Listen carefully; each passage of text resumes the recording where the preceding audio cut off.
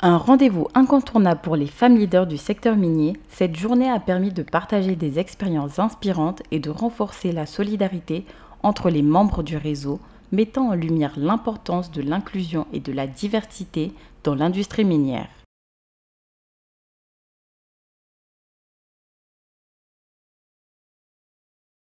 De Mena à Dogoni jusqu'à Kabarasso, j'ai fait une année d'exploration sur la bauxite et sur des plateaux de 700 mètres d'altitude.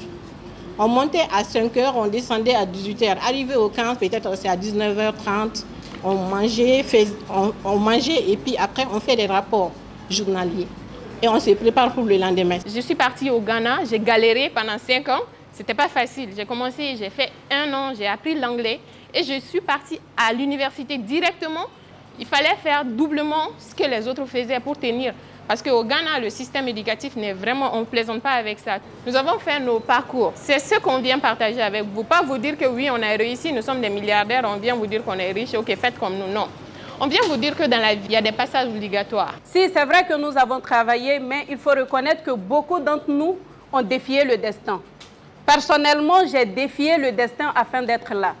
Juriste de formation, je me retrouve dans un secteur strictement technique qui sont les mines d'or. Bon, j'ai commencé en tant que ménagère, femme de ménage. Je nettoyais et c'est avec cet argent que je me payais une formation en management et en gestion de projet. En ce temps, la formation ne coûtait que 300 000 francs. Mais je n'ai eu personne pour me donner 300 000. Je partais travailler, j'ai négocié avec l'école. Je payais 25 000 francs chaque mois. La plupart de mes employés ont commencé en tant que stagiaire. Ne partez pas dans une société et dire que je suis seulement stagiaire et que tu ne t'appliques pas. Il faut t'appliquer. Les chefs d'entreprise, ton responsable, il est là. Il va te visualiser. Il va regarder tes comportements.